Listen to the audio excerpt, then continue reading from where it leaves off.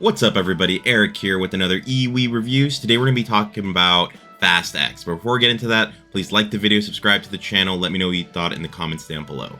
But yeah, let's get into this, guys. So this is Fast X. This is the 10th movie in the 10th Fast and the Furious movie. Technically the 11th in the franchise if you count Hobbs and Shaw. It is an action film. It's released on May 19, 2023.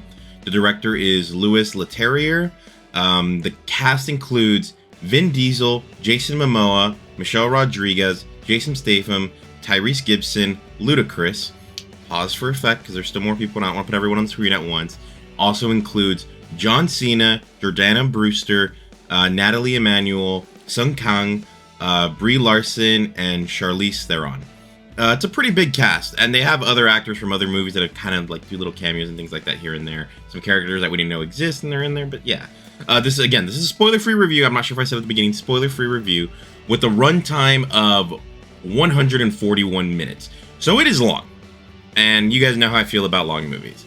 I watched this in Dolby format, and there is a, I'm not sure I call it post-credits. No, it's like a mid-credit scene. So right after some like first credits show up, then it's gonna have another scene.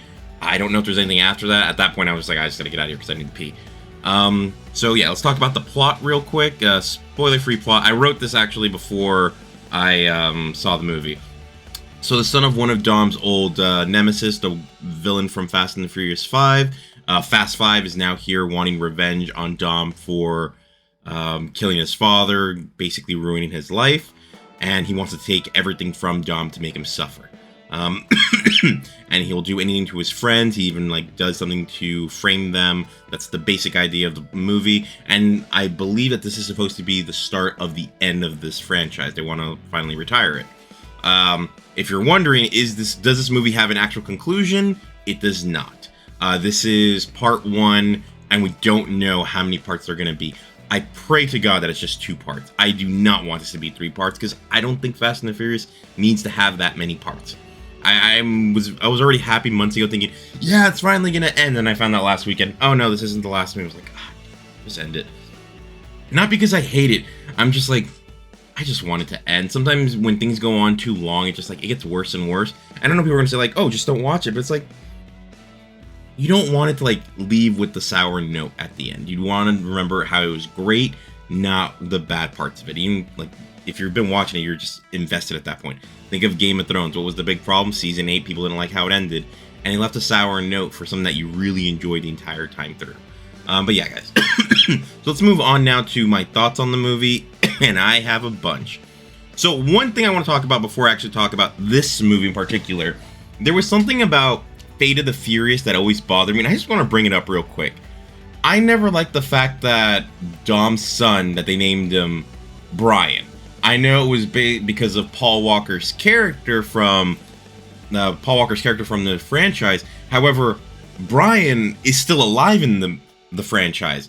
Just that Paul Walker's not there, but they mention Brian every now and again. So it's like, Brian's still alive, so why'd you name him Brian? What I think they should have done, and I think would have been a better cool thing, would have been to name the character Paul, after Paul Walker, the actual actor that did it, because I was like, naming him Brian kind of felt weird. If you would have named him Paul, maybe like in the story universe it wouldn't have made sense, but for the audience it would have been like, oh cool, this is like the character named after Paul Walker after his passing. So I would have thought that would have been a little bit cooler. So now let's talk about this particular movie. I really like Justin Lin, and I like the fact that he just went silly with some of these movies, and he also directed Fast 5, which is my favorite, and it was very obvious this is not a Justin Lin film. This was directed by someone else, and I think the direction in this movie was all over the place. I had scenes where I was just like, wait, why are you doing that? They have like so much comedy all over the place that it was very obvious to me, like at times, like you're going comedy, but you also have seriousness. Like it was a bit too much for me of like, you're jumping between two things. Like, is this movie supposed to be funny or is this movie supposed to be action oriented? And I couldn't tell at times what they were trying to do. That being said, also, I didn't think the story was all that good. I felt like they got very complicated at times, and character motivations were all over the place. They did the usual, like, oh, is this person a bad guy? Is this person a good guy type thing? And yeah, there was moments of it that just, it felt like character motivations at times. You didn't get why they were motivated to do certain things.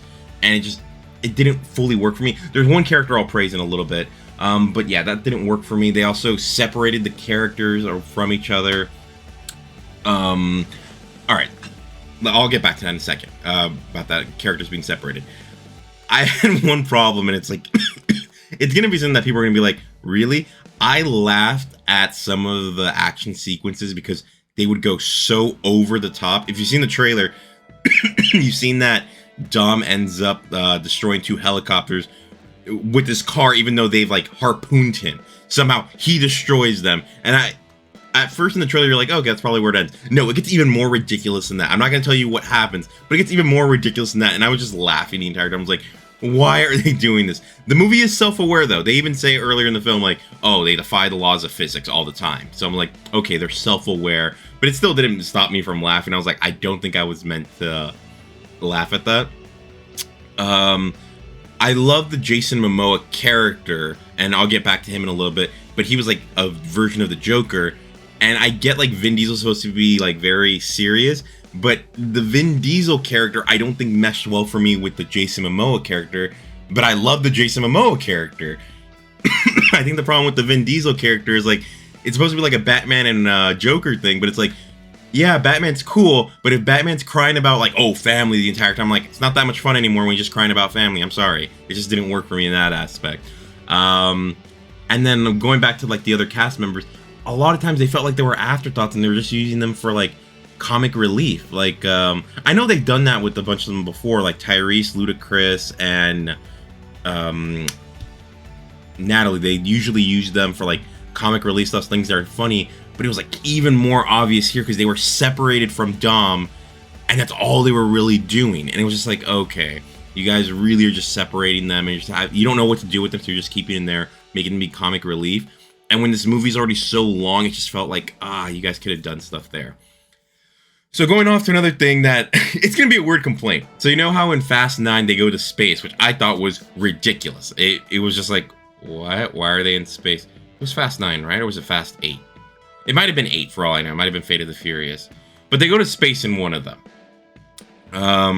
And I'm like, okay, well, how are you going to top going to space? I'm like, you better have like a moon base in this movie or something like that. And there's no moon base or anything like that. I was like, I never felt like they topped what they did there. There's cool sequences here, but it's also like sequences that I feel like we've seen in other movies. And it's just like, it just was. And the movie even mentions that for one set piece. And it was just like, yeah, you kind of just said that it was just a ripoff from a set piece from another movie. And I didn't like that. I was just like, you guys didn't even go in with the original ideas for this particular movie. And it's like, that was kind of annoying for me. Going on now to back to the length of this movie. It's so long, and the fact that it's going to be in multiple parts, that means like you probably could have cut this movie down. Because by the end, I was just like, we know that Dante, Jason Momoa's character, isn't trying to kill Vin Diesel's character. What he's trying to do is just make him suffer. And they say that in the trailer, like he wants to like make him suffer. So I don't feel bad saying that.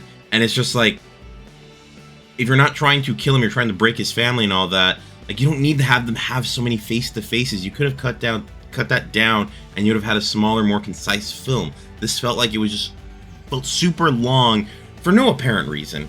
All right, now let's move on to what I did like in this movie. I know that sounds like a lot of stuff I didn't like. I still enjoyed the film. One thing I'll talk about in a little bit is the definition of me being entertained versus me thinking that a movie's good. We'll get back to that in a little bit.